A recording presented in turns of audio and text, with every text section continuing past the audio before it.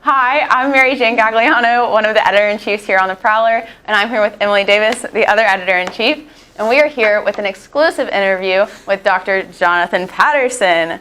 So, you have been at Gwinnett County School Systems for 25 years, so why did you make the transition to Fayette County? Oh, I think there's several reasons, but the first is I've got a passion for this work, teaching and learning with an emphasis on learning.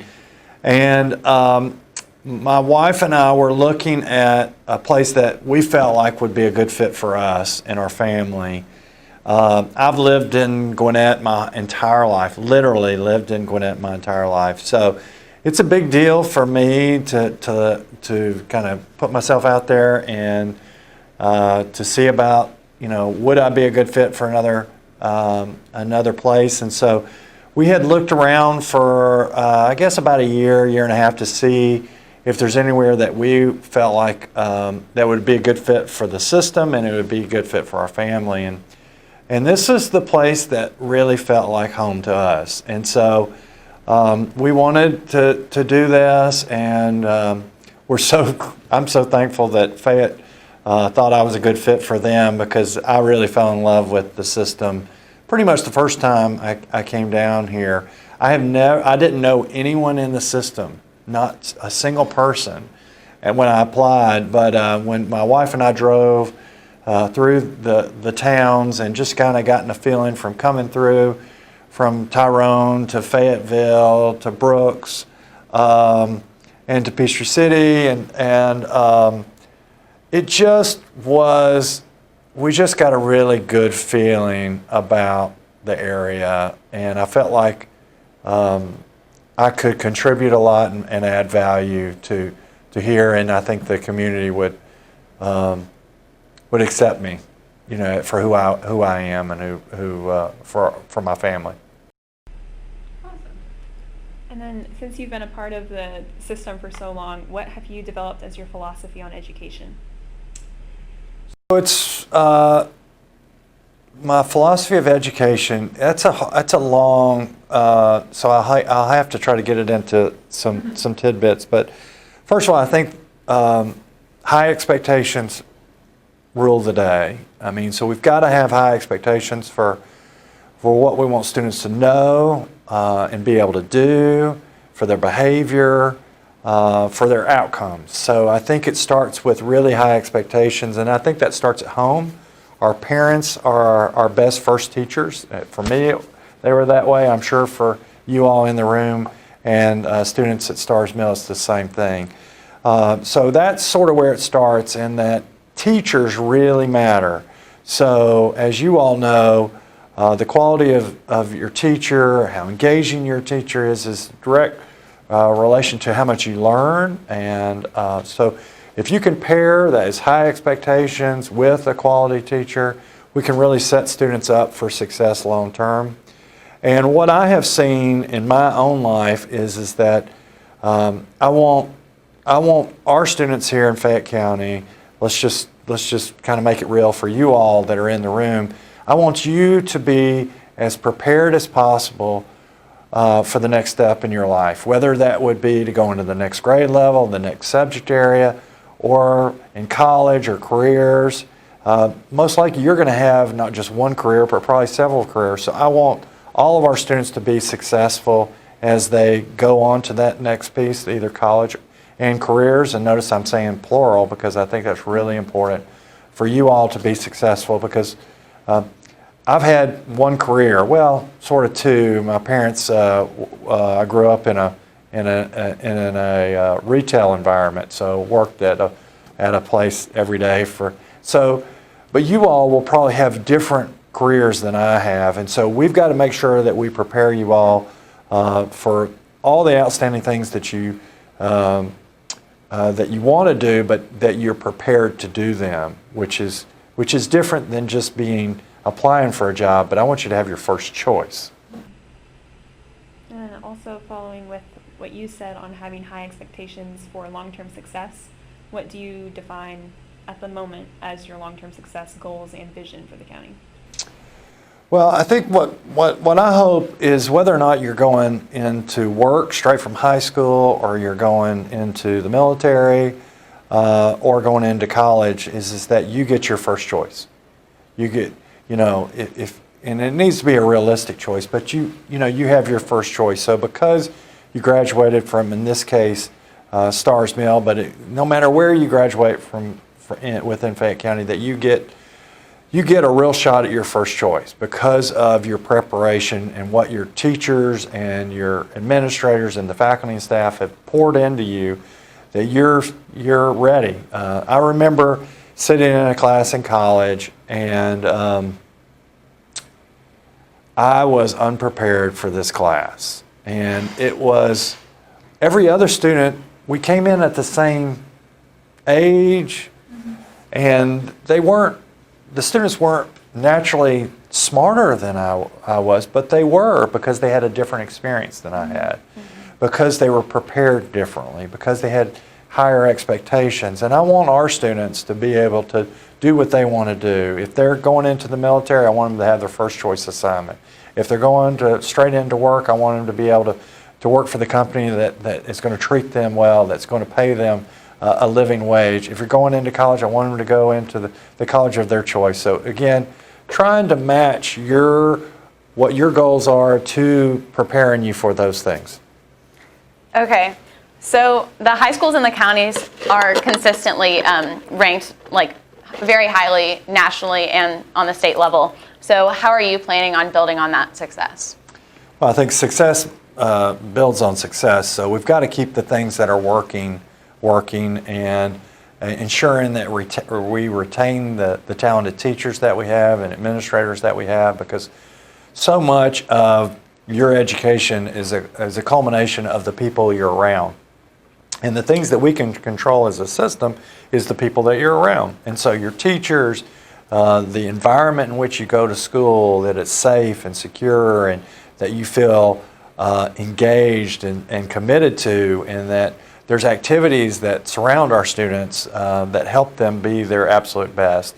So whether or not you're you're interested in CTE courses, and then we can provide CTE courses for you, whether or not you're in advanced placement courses, that we're providing all of those for you, and every year we're getting a little bit better. So that one piece, let me conclude by saying it's this culture of continuous improvement that I think everyone needs to sort of try to buy into, this understanding of I can get a little bit better next year than I was this year. So it's important for us all to have goals and objectives, but it's also important for us to work hard on those goals and to measure those goals as we go throughout a year, and so that we're benchmarking ourselves.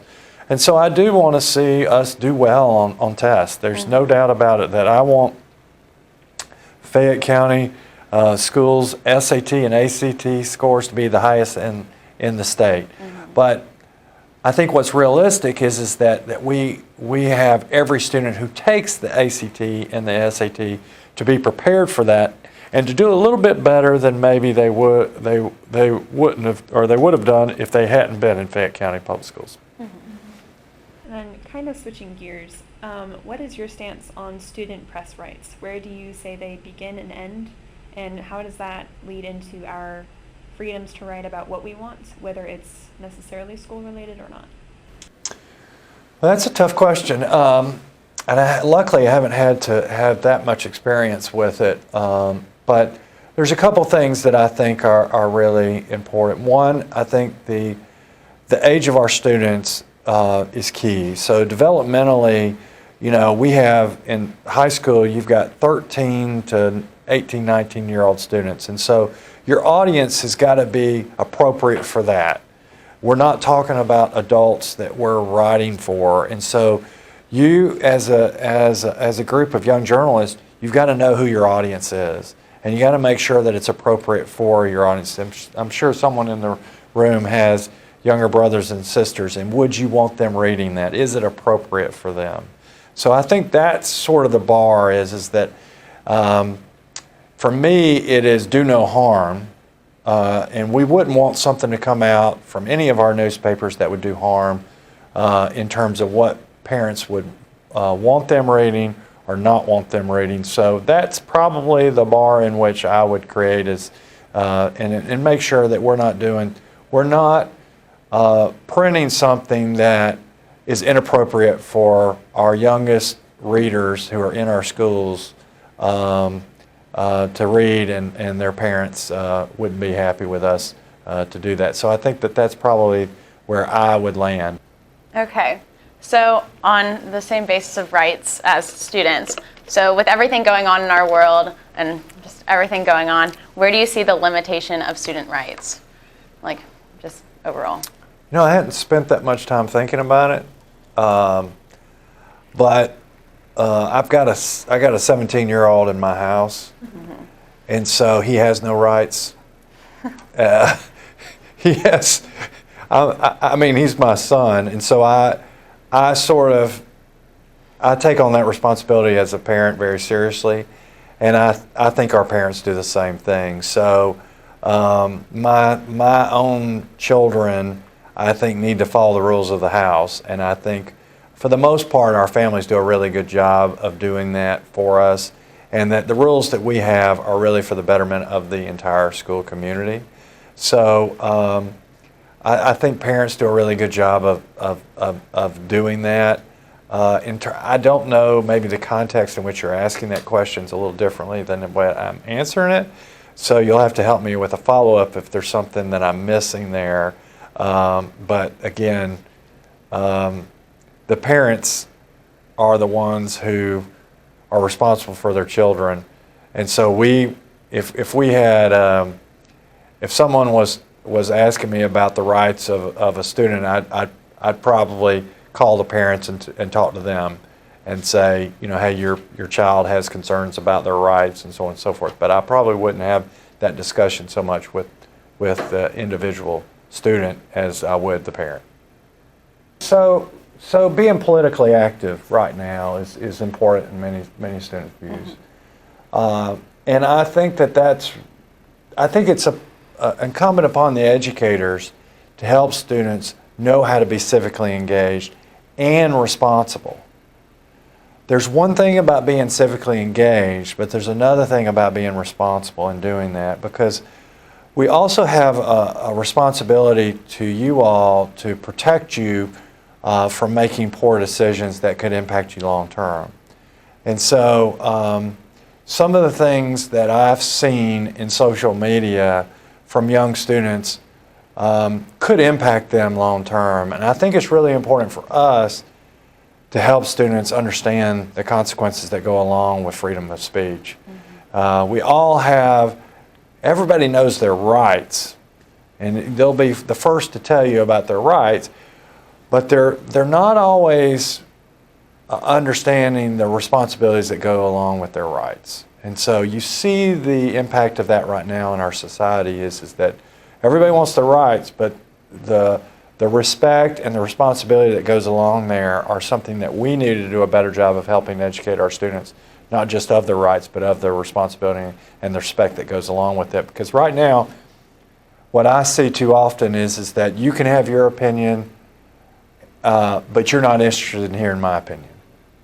And so what we need to do is make sure that we teach this in our schools, is how to have debate, how to have conversations around something where you and I might totally disagree with something, but we can respect each other afterwards. I respect you and your opinions, and you respect me and my opinions. Now, you're not going to agree with me, but that's really important that we do that, because so oftentimes I see students that have not been trained in this area, and they go and they make decisions, whether it be social media or doing some things, and they're not totally informed of the consequences of their decisions. And that's what I see. So social media is the media right now, and that it's going to be tagged to you all as individuals, and that's going to follow you. And so we've got to be really careful that you don't put something out there that you don't at some point in time regret putting out I feel like there. that's one thing for sure, especially if it's outside of school bounds, but in terms of student rights while they're on campus at the school, if they're trying to voice their opinion about something that they may feel is unjust or could be done better, would you agree that they still have the right to petition it or get other people to agree with them and side on it? Well, I think the laws are pretty clear on that you do have rights as to petition your government. Like every government agent, all the ones that I know of, there's an opportunity to have public input. And so if students were to have, say you had a question about something that was happening in this community with a park or with something that you were really passionate about, you can petition your government. Of course. So yeah, I think everyone has that right, whether or not you're 12 years old or 20 years old or 70 years old, you have the right to petition your government. So in loco parentis, meaning you're at school, changes some of that for sure, because we have the responsibility of our students at hand. And so, but we do some things right in that area as administrators, and sometimes we maybe don't always get those things right. But I think it's really important for the newspaper to have a really good relationship with the principal. Absolutely. And so, because the best newspapers that I have seen, they have those relationships. They can talk through, and the principal or whoever they're covering will give them the facts and try to do as good of a job as they can, kind of explaining it. And other times, it's really hard to explain a complicated situation, and depending on your views of something, will impact your method of journalism. Yeah, that definitely helps answer that. And then switching gears to something of a much lighter topic, we will exit the So heavy. now we're going to do a lightning round, just some fun little questions that are very important to us and our audience. Okay. Okay, starting off, favorite movie? I have got a Shawshank Redemption, but I also like Dumb and Dumber and Talladega Nights. Coke or Pepsi?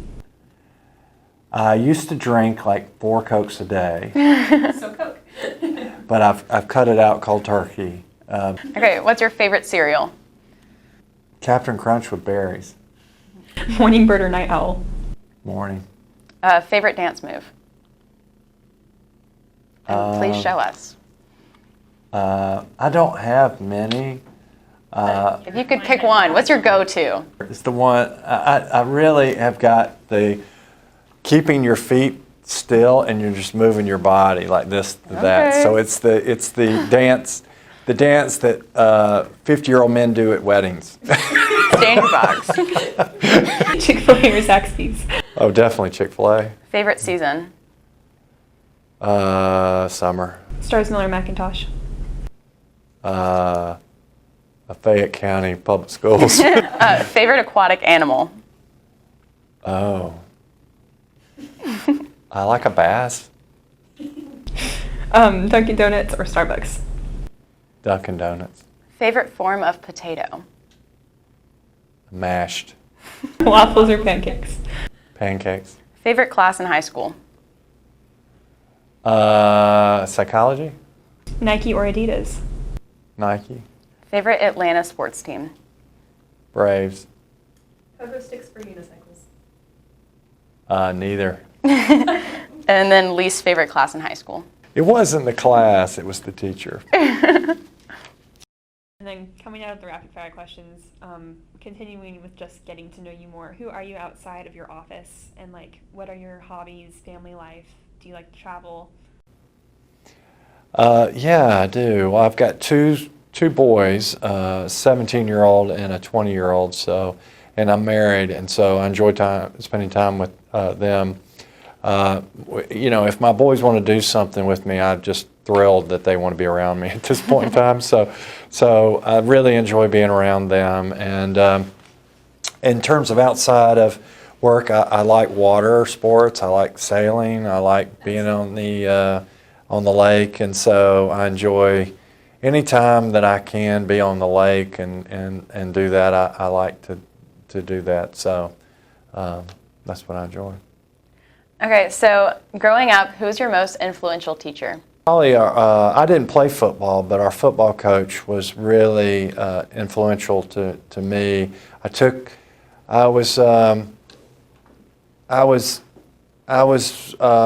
weight training, and he taught weight training, and so it's something interesting about doing that. Was really powerful for me at the time. So, in terms of high school, Coach Johnson was one of the most influential folks. And then we just have one final closing question that's maybe the most important one on the list. The most important question. It tells a lot about a person, and just prepare yourself. What is your favorite color and why? Fayette County white, and that will make sense to your staff there at Stars Mill, as well as blue, I guess, Fayette County blue. So that will be, those are my two favorite colors. So. Thank you so much for the opportunity to interview you. We definitely appreciate your time and being able to sit down with us one-on-one. And thank you for what you're currently doing and have yet to do for our county. Well, thank you, Emily, Mary Jane, Peter. We appreciate y'all and what you do, and how you do it, I think, is really important. So I think y'all, and obviously I want to thank your teachers for what they do to support you. So thanks so much, y'all. And Dr. Patterson, we have two future Fayette County teachers right here. All right.